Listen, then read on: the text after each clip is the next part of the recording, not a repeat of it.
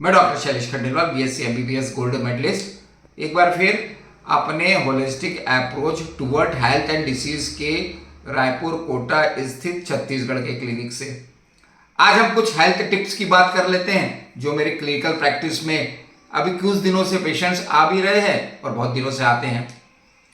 आकर चारी लग 84 जाति जीव जल दल थल नववासी सिया राम सब मैं जग जानी करूँ प्रणाम जोरी जुगबानी।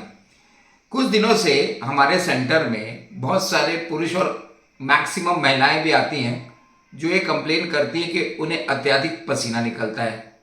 अब इसका एक तो वैज्ञानिक नाम है, उससे बहुत ज़्यादा अपने को लेना देना है नहीं। हमारे सेंटर में बहुत सारे होम्योपैथिक दवाइयाँ भी यूज़ की जाती हैं, पर मेरे को क्लिनिकल प्रैक्टिस में जो चीज़ मुझे अच्छी लगी, जो मैंने अभी तक लोगों को बताई और फ़ायदा भी हुआ है, पसीना क्यों आता है बहुत अधिक, इसके बहुत सारे कारण हो सकते हैं। ब्रेन से उसके कुछ सेंटर्स हैं, स्वयं ये जो श्वेत ग्रंथियां हैं वो है, ये तो एक बहुत बड़ा रिसर्च का विषय है। हमारे जो काम की चीज़ है, कुछ घरेलू उपचार हम जानना चाहिए जो मैं हमेशा पेशेंट्स को बताता हूँ। मेरे पसंदीदा उपचार अत्यधिक पसीना आने के पहला नंबर पे आता है एक विच हैजल। अब ये विच हैजल क्या भला है? एक जाना पहचाना नाम है सौंदर्य की दुनिया में। पूर्वी उत्तरी अमेरिका का एक फूलधारी फूल वाला झाड़ी है। उत्तरी अमेरिका में तो विच हैजल डे भी मनाते हैं, इसको बहुत मानते हैं हम तो। स्किन में बहुत बड़ा उपयोग है। मॉडर्न मेडिकल साइंस में हम लोग भी विच हैजल का कैलेमाइन के सहित लोशन आ गया है। आप कोई भी मेडिकल स्टोर में जाएं और बोलना कैलेमाइन विथ विच हैजल, तो लोशन दे देगा आपको। इस लोशन का उपयोग मैंने जिन महिलाओं में या अन्य पुरुषों में, जो भी महिलाएं मेरे पास ज़्यादा आई हैं, उनको मैंने विच हैजल लोशन लगाने को कहा दिन में 2-3 बार, और थोड़ा लंबे समय तक कहा, तो उन्हें फायदा हुआ है। तो आपने पहला एक सीखा विच हैजल। दूसरा मेरे को फायदा हुआ ट्रीटी सोप से। अब ये तो बहुत जाना पहचाना नाम है, मेडिकल में जाइए ट्रीटी सोप बोल दीजिए तो उससे नहाने का आपको साबुन मिल जाता है। तो ये 2 कॉम्बिनेशंस मैं हमेशा बताते रहता हूँ, फायदा होता है। एक रेयर कॉम्बिनेशन है वेलेरियन रूट, ये भी एक पौधे की जड़ से बनता है। अब ये जो वेलेरियन रूट, इसके प्रोडक्ट्स महंगे आते हैं, नेट पे मिलते हैं, तो इसको मैं कम बताता हूँ। अब ये 2-3 प्रोडक्ट हो गए जो मैं हमेशा बताता हूँ। फिर कई बार कई लोग आ जाते हैं, डॉक्टर साहब ऐसी कोई विधि बताओ जो एकदम घरेलू हो। तो एक घरेलू उपचार बता रहे हैं। नीम की पत्तियां ले लें, उसको गर्म पानी में अच्छे से उबाल लें। उबालने के बाद जो पानी को छान लें और उसी पानी को बाल्टी में डाल लें और उससे नहा लें। थोड़े लंबे समय तक नहाएं तो नीम बहुत फायदा करता है। अब ये कैसे करता है, क्या करता है, ये तो एक अच्छा विषय हो सकता है जानने का। कुछ चीज़ें जो घरेलू उपयोग की चीज़ें हैं, उसमें 3 प्रकार की दाल आती हैं। ये 3 प्रकार की दाल को भी घरेलू में बहुत उपयोग करते हैं। कभी कभी मैं लिख देता हूँ, किसी किसी को लिखा भी है मैंने कि भैया मूंग की दाल, फिर दूसरा अरहर की दाल और मोठ। किसी किसी पेशेंटों को जब मेरे को लगता है कि चलो इनको ये भी बता दिया जाए तो मैं बता देता हूँ। तो मूंग को सेक लें, मूंग को सेक लें और पीस लें और पानी में डाल के एक लेप बना लें। मूंग को सेक लें, पीस लें, पानी में डाल के लेप बना के उबटन के जैसे यूज करें, तो ये मूंग की दाल का उपयोग हो गया। मूंग की दाल का उपयोग आपने सीख लिया। उधर तो 3 चीजें हमने सिखा दी थी, लिख लें यदि आपको कुछ कंफ्यूजन हो रहा हो। अरहर की दाल का क्या उपयोग है? 1 मुट्ठी अरहर की दाल ले लें, 1 चम्मच नमक डाल दें उसमें। 1 मुट्ठी अरहर की दाल प्लस 1 चम्मच नमक, आधा चम्मच पिसी सौंठ को ले लें और थोड़ा सा सरसों का तेल डाल के छौंक लें। फिर से बता दे रहा हूँ, 1 मुट्ठी अरहर की दाल, 1 चम्मच नमक, आधा चम्मच पिसी सौंठ, सरसों के तेल में छौंक लें, पीस कर पाउडर बना लें। अब ये जो पाउडर बन गया है, इसको डायरेक्ट लगा लें और मालिश कर लें। मालिश करके छोड़ दें, फिर नहा लें।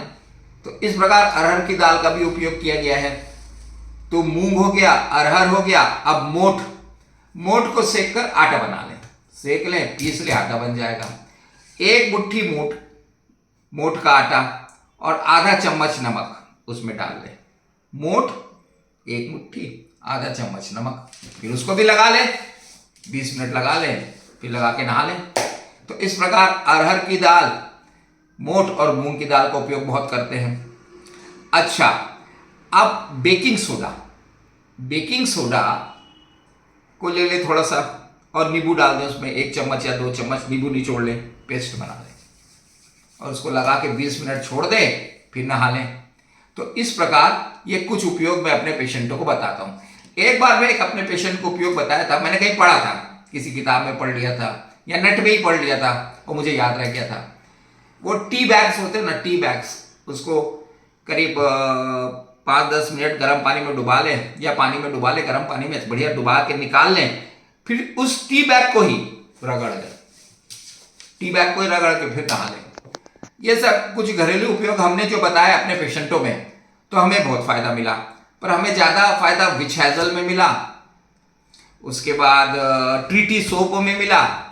ट्रीटी सोप से नहाएं, विच हेजल का उपयोग करें, तीनों दाल का उपयोग करें, और बेकिंग सोडा, नीम की पत्ती का पानी और टी बैग, ये हमने कुछ बताया। डाइट में नींबू और टमाटर का उपयोग करना चाहिए। देखिए, यदि कोई मेल है आपके यहाँ कोई बड़ा, उसको आधा चम्मच नींबू का पानी देना चाहिए। नींबू की शिकंजी 1 गिलास रोज पीना चाहिए, हार्ट के लिए भी अच्छा है, नींबू स्किन के लिए भी अच्छा है और हार्ट के लिए भी अच्छा है। तो नींबू का उपयोग जीवन में होना चाहिए। टमाटर, जैसे हम वहाँ जाते हैं ना होटल में, टमाटर सूप मिलते हैं, तो टमाटर का उपयोग करना चाहिए। ज्वारे का रस भी आजकल मैं जाते रहता हूँ तो कहीं कहीं मेरे को मिल जाता है, रोड पे भी ज्वारा बेचते हैं रस, तो उसको भी उपयोग कर सकते हैं।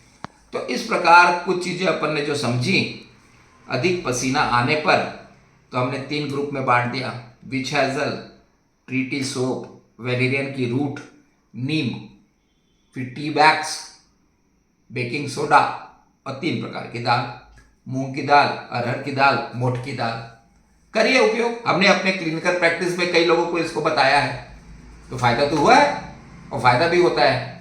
अब कुछ लोग होम्योपैथिक सेक्टर्स में हमारे यहाँ जाते हैं, होम्योपैथिक डॉक्टर्स हैं, वो अलग अलग दवाई देते हैं, पर उनकी दवाई में क्या है, माथे में पसीना आने की दवाई अलग, हाथ में पसीना आने की दवाई अलग, अलग अलग दवाइयाँ वो यूज करते हैं।